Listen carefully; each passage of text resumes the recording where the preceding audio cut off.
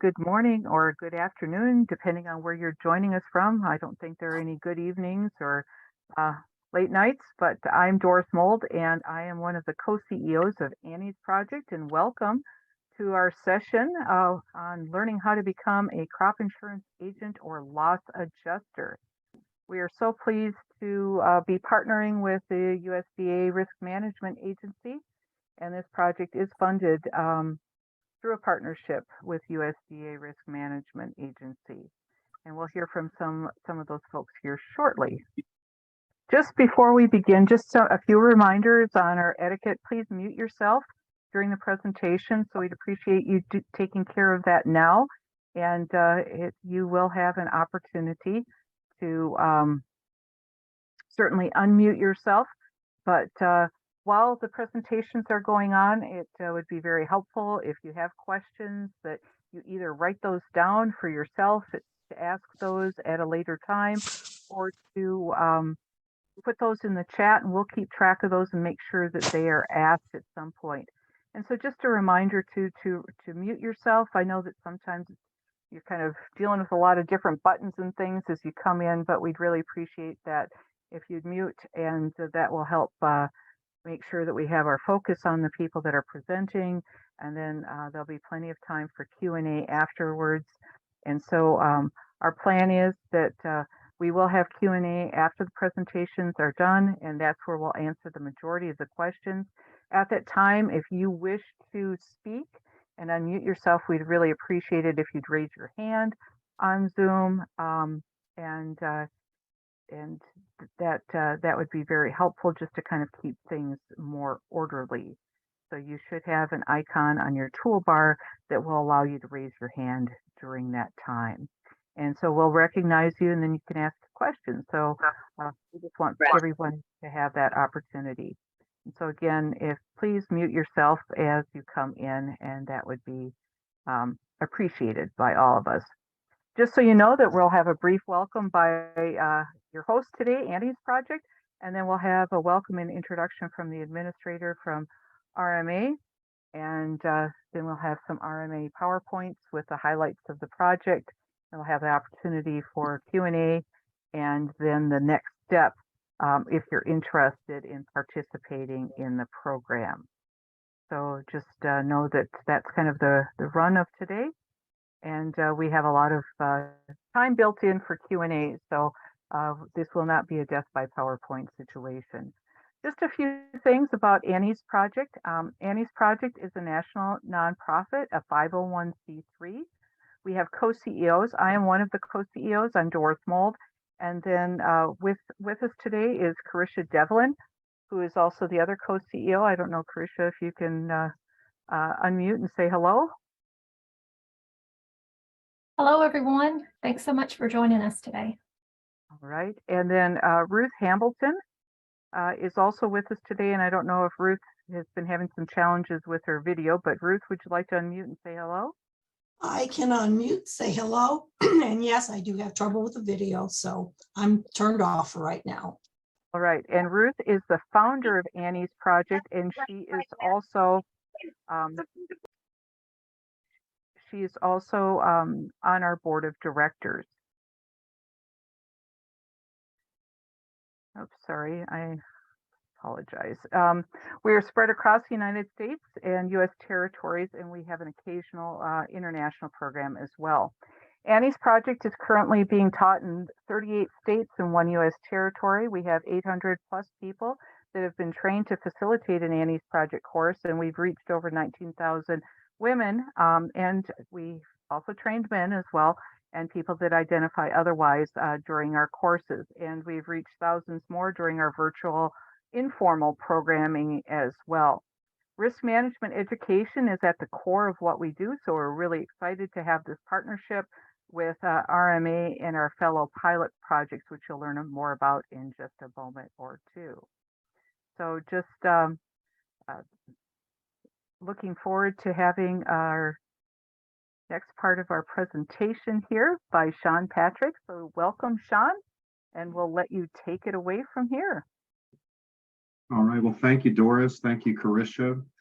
Thank you, Ruth. We're really honored to be here today, and we're honored to be a partner with Annie's project. And we're going to talk about this great new pilot program in a moment. Before we get underway, though, I did want to turn it over to our administrator, Marcia Bunger. Marcia, would you like to say a word or two? Thank you, Sean. First of all, thank you to Annie's project. I am so excited about this partnership and this project itself. Annie's project and along with 3 other partners will be helping RMA realize my dream. I came to the department in the fall of 2021. I have been born and raised my entire life in South Dakota. My parents were farmers. My husband and I have been farming for now almost the last 41 years. And through all of that time, there was a need for me to seek off-farm employment. I was a bride of the farm crisis, and in order to continue to make ends meet, I thought it was necessary that I find off-farm employment, and I was lucky enough to do so. You know, I started my career in most areas as a temporary. I started my work at what was then ASCS, now what we now know as FSA, as a temporary. I stayed with FSA for the next 25 years. I eventually took early retirement after being a county executive director in South Dakota and thought, what else can I do? But I wanted it to still remain in ag. So I sought out the possible career of working in crop insurance. And again, I was hired as a temp. I was hired as a temp by Farm Credit Services of America to work in their crop insurance division. And there too, then I became employed full-time. And I continued in that path until about 2018. And at that time, I elected to maybe do a little bit of work in the area of politics. But then I also became an independent consultant for ag producers and working in crop insurance. As I look back over my career, did I know that I was going to someday be the RMA administrator? No, absolutely not. My career, my work has been with things I love to do, but at the same time out of necessity. So when I came to RMA, as I traveled across the country, I spoke to lots of parts of the country, some very familiar with crop insurance and many that weren't so familiar with crop insurance. And it struck me that what better way than to possibly have some kind of partnership where we could start to reach out to those that weren't familiar with crop insurance, that maybe had experienced barriers to understanding what crop insurance is. And RMA and all of the fantastic people that work at RMA said, well, we could possibly do a partnership with folks like Annie's project to hire, recruit, train, mentor, and help hire, get those folks hired to be either crop insurance agents or loss adjusters. And it has been an exciting last several months as we've reached out to potential partners. And again, you know, with Annie's project. And it is my hope that there'll be those of you on the call that will be interested in pursuing this, reaching back out to Annie's project. Somewhat similar to what I have done in my last 40 years of farming, that I needed to have that off-farm employment. And crop insurance, being a loss adjuster and agent, I think gives a lot of flexibility to someone in that you have the opportunity to continue working in agriculture, share your knowledge as you learn to be an agent, a loss adjuster, but then also to supplement your own operations income. I continue to think about my career after I am no longer the RMA administrator, and I'm excited to say that I will probably return and be a crop insurance agent once again. But with that, I will turn it over to Sean to introduce some folks that are going to talk to you about the partnership itself. And lastly, I want to thank all of you for being on. I'm excited to hopefully meet you each someday, but also thank you for your interest in being part of my dream. Thanks, Sean. Thank you, Marcia. It's good to kind of get some background and understand Marcia's vision and how things got started. I'd like to introduce another gentleman from our agency who sort of spearheaded a lot of the work as far as getting this off the ground. So I'd like to introduce you to Michael Heiserman. He is the Director of Risk Management Education. Michael, would you like to say a few words? Sure. Hello, everybody. Thank you for participating in this. Again, Michael Heiserman, the Director of Risk Management Education here at RMA. We'll have a series of slides here. We'll talk a little bit about RMA, and then we'll talk specifically about the project here with Annie's project as well. But I just want to tell you that this was a group effort. You know, Marcia had, Administrator Bunger had brought up the concept of doing something like this, and our team, Risk Management Education Division, took it for action. And you know, I was hounding organizations such as Annie's Project to help us do this. And we're excited that we've created a partnership with several organizations to put this forward. So I do thank you, and we'll let Sean introduce the others, and then we'll get started on the presentation. Sure, and we will introduce one more person here before we get underway. I know there's going to be a lot of questions and people want to hear the presentation, but I'd like to take an opportunity to introduce Chola Richmond, who's really kind of been the workhorse behind the scenes on this. Chola, would you like to say a few words? Thank you, Sean. Hello, everyone. I am Chola Richmond. I'm a program analyst with the Risk Management Education Division. I have been working closely with Annie's project and the other partners, and I am very excited about the opportunities that are coming your way. And it's been such a pleasure working with Annie's project. So I look forward to this, and I hope everyone will be excited as I am about this opportunity to become crop insurance agents and loss adjusters. Okay, thank you, Chola. Without further ado, we're going to get underway here. I'll try and get the slides up. I'm glad to see we have such a real good turnout today. I'm seeing a lot of folks from Iowa, Nebraska, and different parts of the country. Again, I'm Sean Patrick. I'm the Deputy Director at Risk Management Education Division. And today we're going to talk about this great new pilot project, but we're also going to cover a few other things. We're going to talk about the things that we do at RMA, some of these partnerships that we're currently engaged in. We have this direct award pilot program that Chola is going to touch on in depth here today. And we'll also kind of explain things to you, such as the insurance cycle, definitions that we use in crop insurance. We'll talk about agent and adjuster duties, and we'll also go over some of the requirements for crop insurance and loss adjusters. Some of the things that we are doing at RMA is seeking the growth of our program, to expand our program, to cover as many commodities out there as we can, and to provide coverage for as many producers as we can. We want to strengthen the farm safety net for underserved agricultural producers. Some of our goals, overarching goals, are to ensure that the things that we promote, you know, support the 5 primary sources of agricultural risk. Those are production, marketing, financial, legal, and human as well. Some of our outreach efforts are going to focus on several things. I'm being told I'm not sharing my screen here, so let me try and get that up there. Sorry, folks.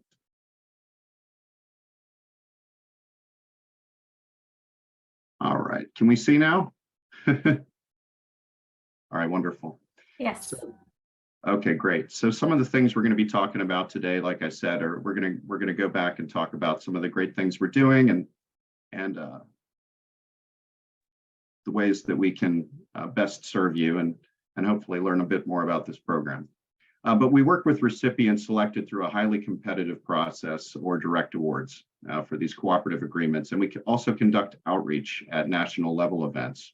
You know, we recently have been to a lot of different conferences nationwide, the Commodity Classic recently and other things. We also help recipients. We assist underserved producers and ranchers in managing and mitigating long-term risks and challenges. Producers also receive assistance understanding how to use crop insurance and other farm safety net tools so they can make the best decisions for their operation. Some of our past award recipients have included universities, state departments of agriculture, county cooperative extension offices, nonprofits, and other qualified entities. Last year, we have 16 proposals that we started. We funded $2 million total in all of these proposals. These projects last about a year. They're still going on right now.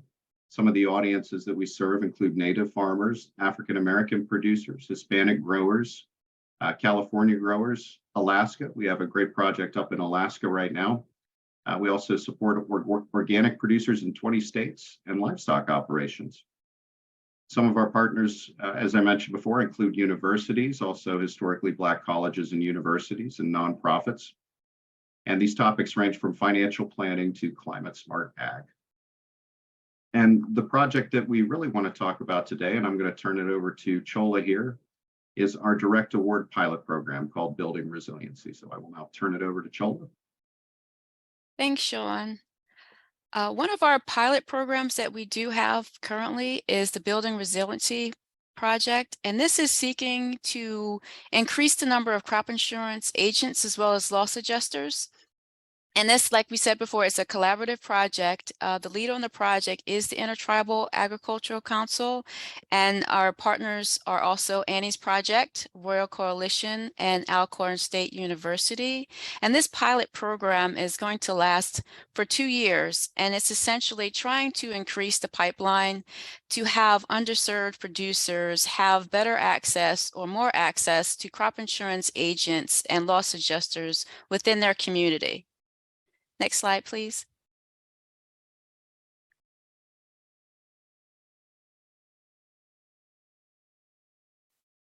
Thank you. Some of the goals for this pilot program, we want to educate and inform traditionally underserved communities about the possibilities to be a crop insurance agent and loss adjuster. We're also, for this project, we're going to provide mechanisms and preparations to give access to gain employment to become employed in the crop insurance sector. Also, we're going to provide venues and opportunities for educational framework and career development pertaining to your individual state. For today, we have several people all over the United States. And to become an agent and loss adjuster, you would need to be licensed within your state. So this is going to provide you the opportunity to make sure that you have the proper training as required by your state. Also, we're seeking to, build connections with the underserved crop producers within the communities and provide that safety net within the agriculture industry. We're also interested in providing opportunities for future career ambitions in the insurance industry. And we're seeking to provide placement for you if you're interested in the program with our approved insurance providers. Thank you. Next one. Also, some of the goals that the partner organizations will be looking for is that we're seeking to identify and enroll right now people from the underserved communities. We're also seeking to provide one-on-one assistance throughout the program, and that's going to help the participants gauge the process to see whether they're on target or if they need additional assistance. So will be one-on-one support provided with this program as well. The partners are also going to provide connections with the participants to these AIPs, which are approved insurance providers, to assess them to access gainful employment. So we're going to have a job fair at the end of the project, and it's going to assist and prepare all applicants to seek some kind of gainful employment at the end of the program. Next slide. Okay, as the partner I mentioned before, the IAC, or the Intertribal Agriculture Council, some of their background about them is that for the past 30 years, they have been the leading Indian country or organization within their community. They also have been the most respected voice within the tribal community on terms such as the federal government and agricultural policies and programs. They also work very diligently in Washington, D.C., and they actually house the Native Farm Bill Coalition. And also ISC has committed to the connection on ground, the impacts of solutions of the federal level and the public issue education for advocacy for the Indian country's food resources. Also, as you are already aware of, but we have Annie's Project, and as you know, they are a national nonprofit that empowers women for over 20 years. And of course, Annie's Project this year has reached a major milestone. So it is now not over 18,000, it is now over 19,000 producers that have been served within the communities. They also work, as I said previously, that in the frame of risk management. That's one of their things, and they are a leadership and development in that realm. And although they do work with women and it's centered on women, they do welcome other individuals that are interested in participating in their programs and activities. Another partner for this pilot program is Royal Coalition, and their background is that they work with over 70 grassroots organizations. They also work in the critical advocacy voice of the historically underserved farmers and producers within the rural communities. Royal Coalition also actively works to assist the historically underserved and provide them federal benefits and to build their community gardens to help them with their food source within their communities. And they're also committed to racial justice and to assist with the frontline communities and keep their food lines protected. And the last partner is Alcorn State University, which is a historically Black college university, which is a HBCU. They also have a Center for Socially Disadvantaged Farmers, where they also specialize in policy research for socially disadvantaged producers. They also improve the success for the historically underserved population, and they also contribute toward a better connection within the federal policies, interpretations, and implementations for those individuals that they serve.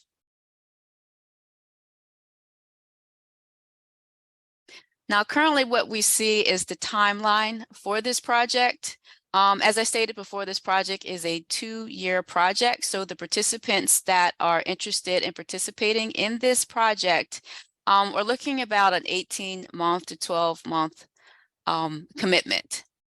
So this project is broken out into 3 phases, and we're currently in the first phase of the project. But one thing that I want to point out to you today is that we're currently soliciting and enrolling. So Annie's Project is currently soliciting and enrolling, and we're hoping to have this completed by the end of May. And then we're going to go and move on to the phase where we're going to start training. So our partners will start developing training and provide avenues for a training program, whether or not you want to be an agent or a loss adjuster. And as I stated before, it's going to be uniquely identified to the state in which you live in. Also, there's also phase 2, and phase 2 is going to start preparing you for the insurance exams. So this is going to provide you with study guides, it's going to provide you with one-on-one support, and it's also going to provide you practice exams. And of course, phase 3 is for the development of your career. You're going to have seminars or webinars helping you prepare your resume, helping you update your resume, helping you polish your interview skills. No matter what stage in the process you are, this program is set up to assist you with moving on to do maybe possibly strategic planning, because if you are going to be a crop insurance agent, that is essentially a self-employed position. So you're going to need to have a business strategy in line and in place to find out what you need to do, where you need to be, and how to gauge your progress along the way.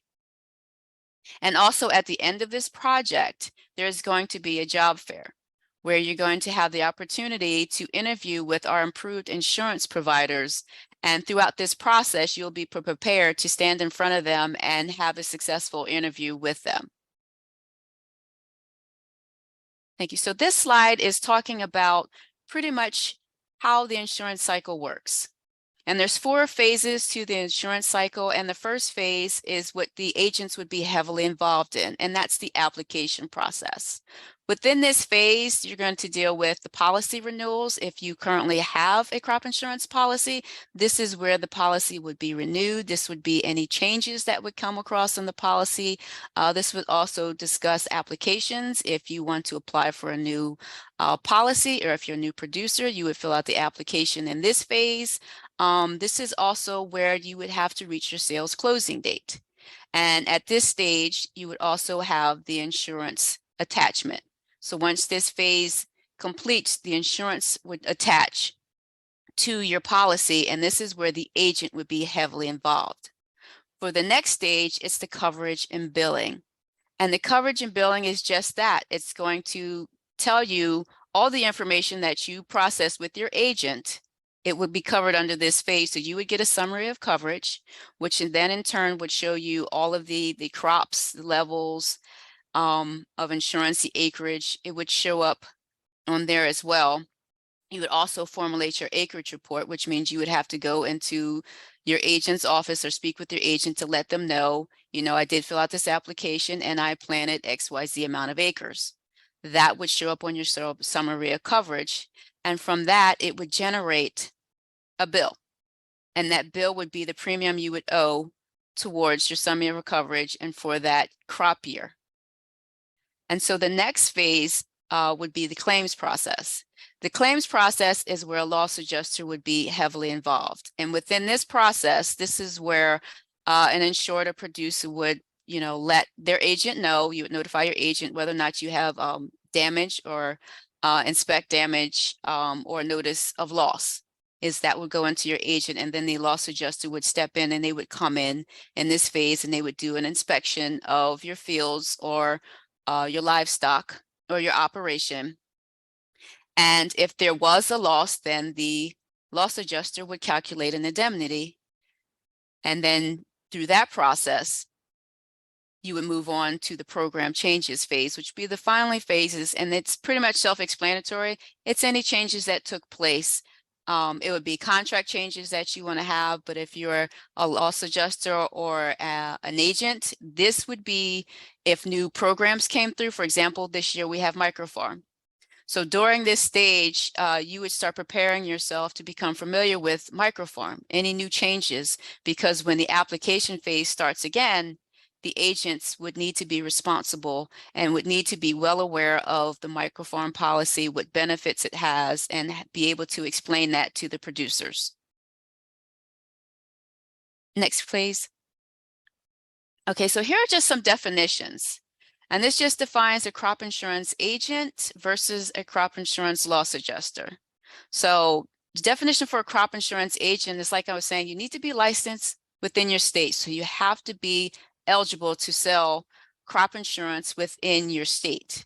And you have to be eligible to sell and service a policy within your state. And then the next part of it is that you have to be authorized by a company, which means that in order to sell crop insurance, you would have to be aligned or have an agreement with one of our improved insurance providers in order to sell or service a policy.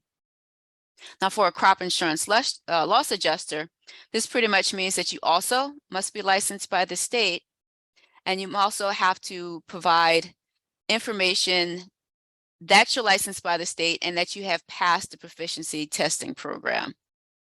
And that is pretty much what it is. And you would also be assigned to an AIP, which is our improved insurance provider.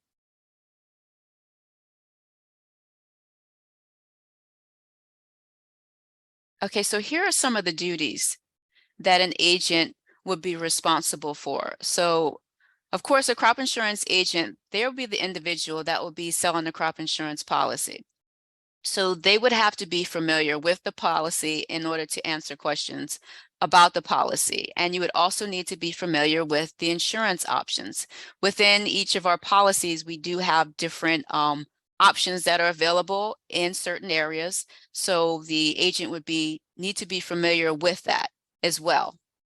you would need to be familiar with the insurance deadline dates. In order to receive a policy from RMA with a crop insurance policy, you would need to make sure that you have filled out all the necessary paperwork and provided all the necessary information before the sales closing date. Also, the crop insurance agent is they're going to process the insurance application. All that information that you received from the producer will need to be processed and it need to be transmitted to the AIP. Also, they will be responsible for the acreage report. The producer is going to contact their agent and let them know what information that they originally said they were going to do, whether or not they were going to plant wheat. That's what they put into their application, that they're interested in planting wheat. This acreage report means that, you know, for example, they're going to fill out or plant 12 acres. So the agent would be responsible for reporting that on the acreage report from the insurance, from the producer, as well as following up. If you do know you have an application, you may have to follow up with the producer to ask them to fill out their acreage report and make sure they do it timely, because again, everything is on a timely basis with crop insurance. And also the agent would be receiving the notice of loss from the insured or the notice of damage. And that would also have to be received timely, and the agent would have to be aware of that and transmit that information to the approved insurance provider. Now, here are a few examples of what a crop insurance loss adjuster would be responsible for. One of the things that the loss adjuster would do is that they're going to visit the farms. They're going to do inspections and surveys, whether or not it's a growing season inspection, a pre-harvest inspection. They would be the ones going out to visit the farm and do measurements and appraisals. So any inspection would be done by the loss adjuster. They're also going to provide the insured with the procedural guidance during the farm visit and inspection or claim, which basically means that you would need to be well versed in what the responsibilities are, and you're going to need to communicate that clearly to the producer to let them know why you're there and what you're there to do.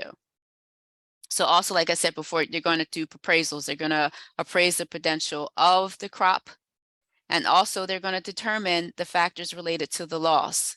So when you do the appraisal or when you do receive the notice of damage, it is up to the loss adjuster to determine the loss or determine the factor that created the loss. And also determine whether or not the loss that was reported is insurable. That is also the loss adjuster's responsibility.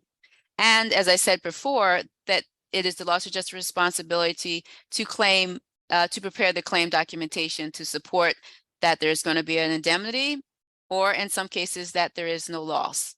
But that would be the loss adjuster's responsibility to make sure that they have prepared the paperwork to support whatever finding that they come up with. Now, these are the crop insurance agent and loss adjuster requirements. And by requirements, I mean, in order to become a new agent or a new loss adjuster, there are certain protocols in place that one must follow per state. As I said before, in order to be a new agent, you have to be licensed within your state. So whatever requirements are from your state, you would make sure that those were met, and those would have to be met. And they're different for each state, but this program is going to inform you what the requirements are and assist you to make sure that you're required. For example, for some states, we can say for the state of California, you would need to have a property and casualty license to sell crop insurance, and it may vary by state. Also, you're going to need a minimum of 12 hours of specialized training. And once you receive that training, you would then need to pass the competency test to see whether or not that you are able to move on to sell crop insurance as an agent with an AIP. And then with the agencies and the licenses, there are continuing ed, as well as you need to retake and pass the competency tests every 3 years. So as I was saying before, there are updates. Every year, RMA's programs go through updates. And there's also program changes. So every 3 years, there's a retest on the process to make sure that the agent is up to date on those changes. And of course, you're going to have continuing ed that you're going to have to maintain in order to keep your license within your state. And this is the same as well for loss adjusters. You would either need to be licensed in your state, or you need to pass the proficiency test. Some states require a license. And through this program, the determination will be made to make sure that you are in accordance with all state requirements. And some just make sure that they don't have a licensing requirement, but you do have to pass the proficiency exam. And with that comes 60 hours of training, with the minimum being 24 hours of classroom training, which means the rest would be field training. And of course, you would have to pass the CAP, which is the Crop Adjustment Proficiency Program. And like the new agents, you would have to retake the exam as well as pass the competency test every 3 years, as well as maintain your continuing ed credits to keep your licensing within the state.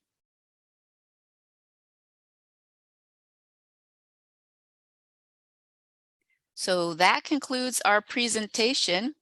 Do you have any questions? We can open it up for questions. Chola, it's Michael. Hello, everybody. Michael Heisman here, Director Army. I just want to say a few words. Thank you so much for that, Chola.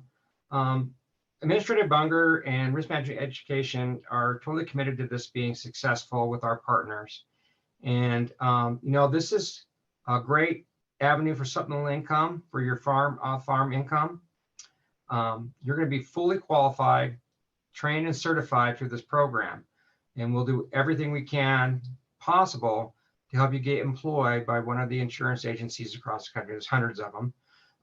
But we're fully committed to this. It is a great opportunity at no cost to you besides your time and efforts in getting your exams passed and getting trained. But we're covering the training costs. We're covering the certification exams through your state. And we're going to make you available to be gainfully employed. And that's our goal here. So this presentation will be made available, but Annie's project is going to take it from here. If you're interested as a candidate to be recruited, as well as our other partners, our information's on that last slide. My email's on there. So if you want to reach out to us for any questions at all, we'll be responsive and do everything we can to ensure you understand what the requirements are and how you can participate in this program. Thank you.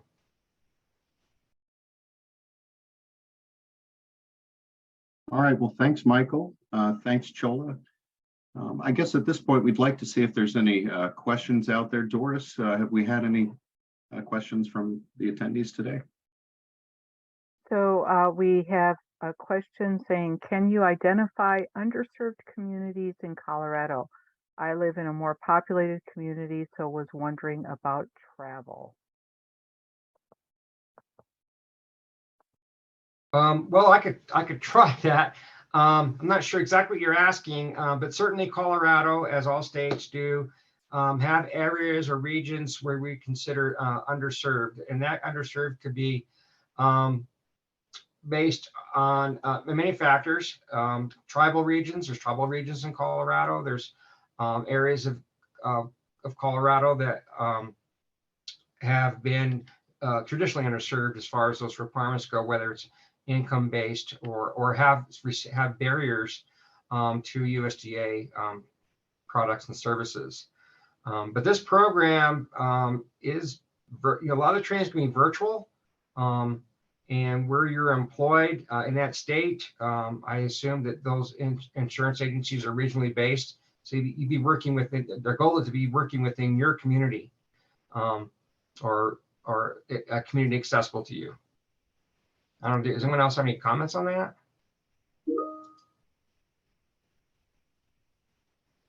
Michael, this is Marcia. I could also add too that sometimes when we use the word underserved, we think of people, but we also need to think about crops.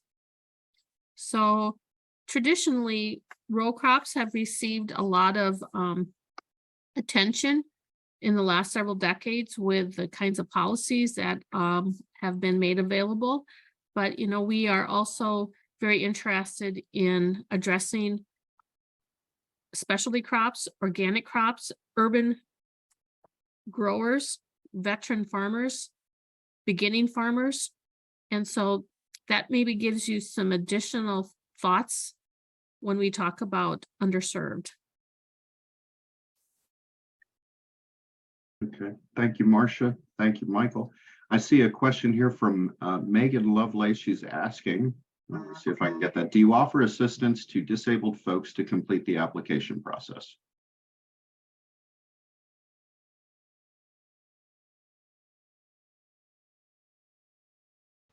Oh, I'll respond. Yes, the application for this effort, yes, you just reach out to Annie's project and they'll do everything they can to get you recruited and as a candidate in this program. I believe Megan had their hand raised as well. So I don't know, Megan, if you want to go ahead and unmute, maybe there's a little bit more to the question, or are you thinking of producers getting crop insurance, or or were you talking about this program? Actually, because I have a disability, and so sometimes I have trouble completing applications, especially online. So just wondering if there's assistance for that.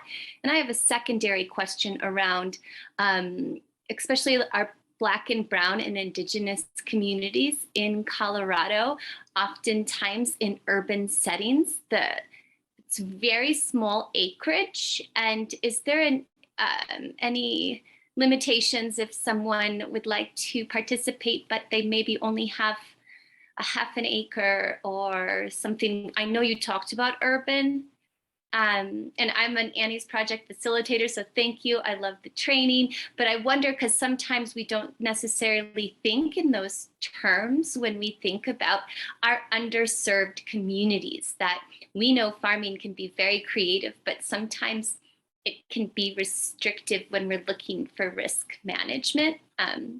Any thoughts there? Sure. I can start, Michael. So thank you for coming on, Megan, and asking. With regards to the assistance that you might need, I would encourage you to reach out to Annie's Project as we develop this. Again, this is a 2-year pilot, so we're going to learn a lot ourselves. And the more things that arise, we will work with individuals to address their own individual needs. So again, don't feel like, is this going to be for me because I can't get help?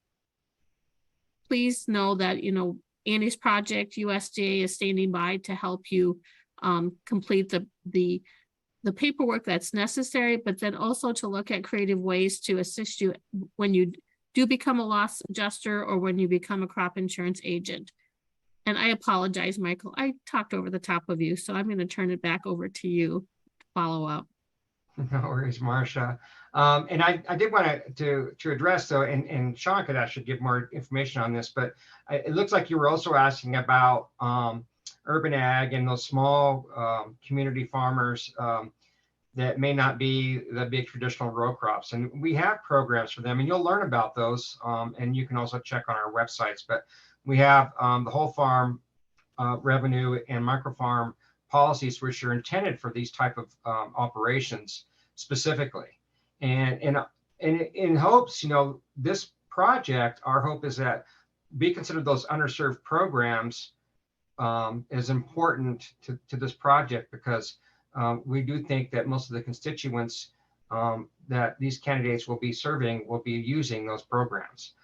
So please look at RMA's website. We have workshops that we did. It was called a Whole Farm Revenue Roadshow. So there's recorded sessions that teach you about those programs for micro farms and some other things. And we've also taken great steps to make those programs more accessible and by reducing some of the burdens on getting into those programs. So please check out our website on that. And we can also provide Annie's Project with those links as well. Yeah, thank you very much. Thank you, Megan. Those are some great questions. I did want to point out, we've got our email up there, rma.risk-ed@usda.gov. That's a great place to ask questions like this. And The whole farm, revenue protection, and microfarm have been some great programs, and they offer coverage for traditional foods that might not otherwise have a established policy. So again, we'd encourage you to look into that. I have a question here, Marcia. Perhaps you can take this one. The question is, are loss adjusters reimbursed per claim or wages per hours or a combination? Yes, I will make an attempt at that one. So while some folks may be familiar with the approved insurance providers, I'm going to give an example to maybe try to parallel what that is. Approved insurance providers are much like the companies that insure your car. So you may have an agent that you buy car insurance from, but the actual agent themselves isn't the company that underwrites it. So the losses, get paid directly to you from like a company called Progressive, or whoever may you have for a provider for your crop insurance. That is much like how crop insurance works. You as an agent work for, or you are contracted with an approved insurance provider to sell crop insurance. Loss adjusters, what I'm familiar with, have been historically employed by approved insurance providers. So what I'm aware of is that they are paid hourly or salary. They're not necessarily paid by the claim. So hopefully that answers your question regarding that. Thanks, Sean. Thank you. Appreciate that. It looks like we had a comment here just thanking us for the information and stating that they were going to reach out to Annie's project. Yes, please. We'd encourage you to do so. You can also reach out to us if you have additional questions, but Annie's project is certainly a great place to go for that. Doris, were there any other questions out there? I don't want to miss anyone. Sure. And we did have a few, and I also wanted to point out to everyone in the chat, I put the link to our form. So if you are interested, regardless of who you are, just fill out that form and we'll make sure that you get on the list as we move forward. So it asks a few different questions of you. And so if you could complete that form, that would help us out a tremendous amount. So we do have several other questions. So I am curious about underserved areas in North Dakota. I live in far western North Dakota is the first one.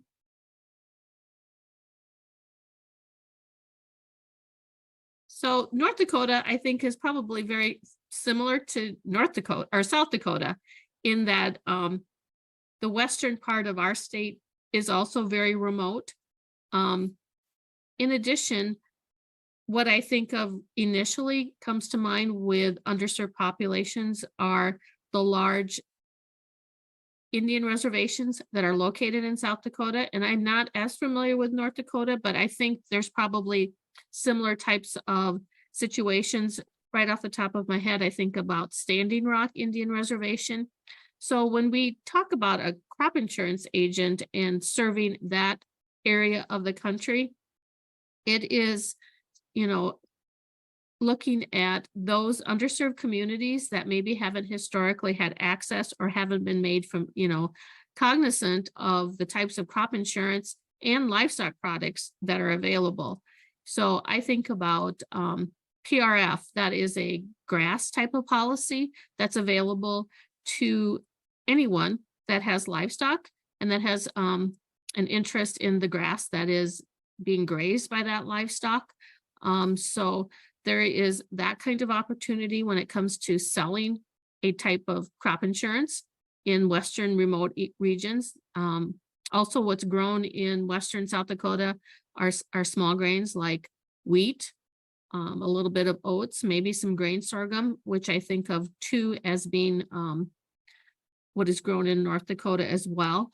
I'm not as familiar with sugar beets. I don't know if they're also grown in western regions of North Dakota, but there is a number of types of policies that RMA has available for pretty much everywhere in the country.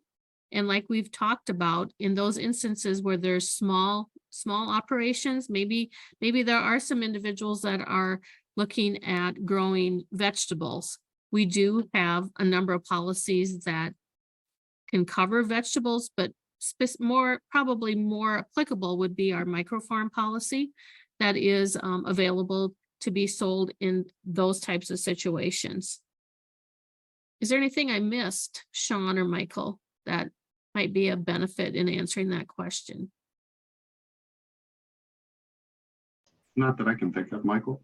No, I agree. I think you got it well. Thanks. We do have a question. Do you have to be a farmer to enroll in the program that we're running, or can a retired ag professional apply? No, you don't have to be a farmer. And it's wonderful to hear that you have the degree of knowledge you do when it comes to ag. That's the beauty, I think, of being a crop insurance agent and or a loss adjuster, especially for the audience that I'm talking to today.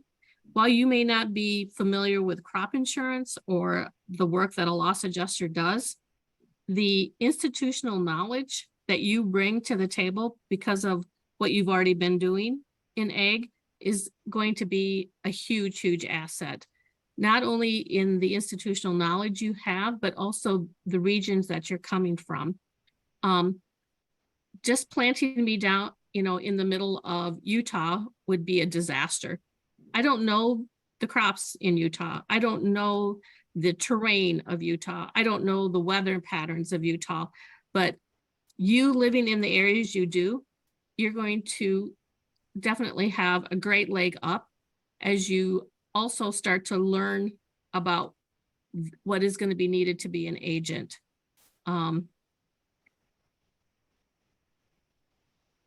I think just the backgrounds that you have, I think you'll be surprised at how valuable that will help you when you start to enter a path, whether it be a loss adjuster or a crop insurance agent. Some really good questions here this afternoon. Appreciate all of them. I see one here. It's kind of related to an earlier question. Is there a standard commission amount or percentage paid to agents for the different AIPs? I know that the policies or AIPs compete with each other on a service that they provide, but maybe you can touch on this one, Marcia. I don't know if I can really answer that question with how AIPs pay their commissions to agents. The price that producers pay for crop insurance when it's subsidized by RMA is the same. So it doesn't become a competition of, oh, I can make your policy cheaper than the next agent. What it's going to be about is the service that you provide. As I became an independent crop insurance agent myself, what I brought to the table was my background in FSA. I was able to help producers not only navigate their crop insurance policy, but to give them some ideas around the different programs at FSA. Now, that doesn't mean that's a requirement. What you're going to bring will be of a value when you are out finding customers and talking to customers. It'll be your knowledge from your experiences. With regards to how you are paid, that is between you and the AIP that you contract with. So it is a commission amount, and how each AIP pays that commission amount could be different.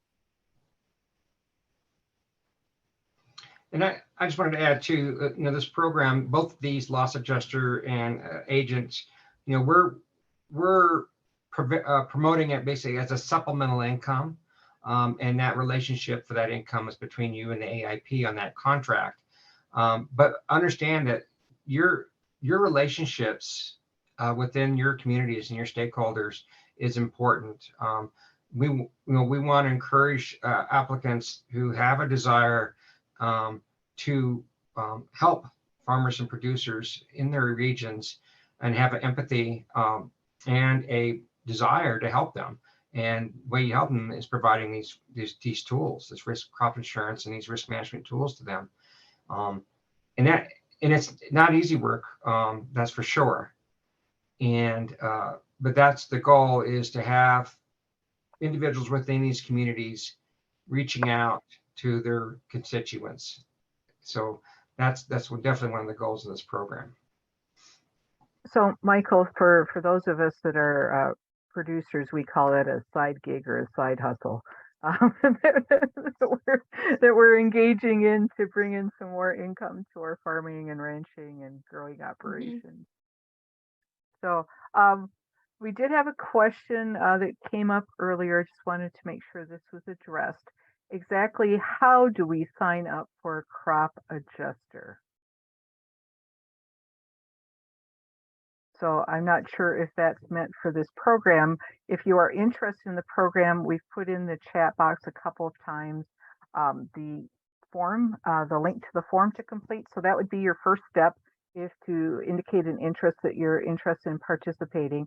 I don't know, Administrator Bunger or someone else, maybe if they aren't interested in participating in the pilot project, how would they normally go about signing up for that crop adjustment? I presume they would go outside channels to take the courses and do all the work that they need to do. You know, and what we could do is, I don't know if we have a link identifying all of the approved insurance providers, but we could certainly get that to you, Doris, so that you could provide that. That would be the next place probably that I would direct people if they weren't interested in coming through the pilot, that they reach out to one of the AIPs and see what they have available now. And if they wish to seek employment opportunities that way, that certainly is also another avenue. Because I do know AIPs have shared that, much like our average age of a farmer, they're experiencing that same dilemma with their loss adjusters, that loss adjusters are beginning to age out. So I think there is a need even amongst those companies, and that they are hiring, recruiting, training in that manner as well. I'd So also add, we'll get that list to you. Go ahead, Sean, sorry. no, absolutely. We will get that list to you. I did want to point out at our website, we also have an agent locator tool that can help folks, kind of find agents in their area if they'd like someone to talk to. But again, we'd point you to that email address I had up there earlier. I'll put it back on the screen here in a moment. If you have any questions, you can always reach out to us. Marcia, I did want to ask you, maybe you can kind of give some information on this, but how challenging was that for you, or what things should people consider before maybe going down the path of being a crop insurance agent? You had your farm, and then you also had, your crop insurance and business to take care of. So what are some considerations people might want to make? Depending upon the area, I live in a very rural area. I need a dependable vehicle. So that would be a consideration, that you have a dependable vehicle. In some instances, AIPs, when they hired loss adjusters, and it isn't the case maybe all the time, but they sometimes provide transportation if that is a possible barrier. Basic math skills are important. You need to be able to add up total acres. You need to be able to total up production, bushels. But again, it's not theoretical math, or it's not algebra. In most cases, it's just adding bushels, subtracting things that shouldn't be included in the total production. It's being able to look on a map and guide the producer to having him tell you how many acres he planted of a crop. And in this day and age, there is some computer skills that are required. As we have slowly moved away from paper, I was learning to, before I came to this role as an agent, to just directly input a lot of the information that I was writing down on a paper form right into the computer system, so that it can be uploaded right away to the reinsurance company, the AIP. And then again, the two very important things for any policyholder to keep in mind is the accuracy of what he actually planted, and then also the production. That's key to having a happy customer, so that in the years that losses need to be paid, that the losses are calculated correctly and that the producer receives his indemnity check timely. Much like if you wrecked your car, you would want to be able to see fairly quickly a reimbursement check so that you can replace that vehicle. That money that is generated from those losses is pretty important to producers as they have to pay the end of year expenses. And then as they also go back into their lender so that they can say, I've paid all my bills, I've paid my notes. So those are some of the things that really stand out to me. And probably another important component was that the companies that I wrote crop insurance for, that they had good adjusters. Adjusters that have the ability to communicate out what was needed in loss situations, but that they also adhered to all of the regulations and the guidance, as part of their training, and that they had probably some good communication skills to be able to communicate with the farmers that they were having to come out and talk to. Because you got to remember, when a loss hits, farmers generally probably aren't the happiest bunch of people to deal with. So there is that empathy factor that probably needs to be part of that when you are visiting with that farmer that is suffering from drought or some devastating weather event, and to not take it personally. Will make sense. Appreciate that. Appreciate the insight. Doris, I'm not seeing any other questions here, but certainly if folks have questions, like we said before, they can reach out. I see Michael put our email there in the chat. But thank you so much. Thank you for your organization for giving us this time and working with us. We appreciate it.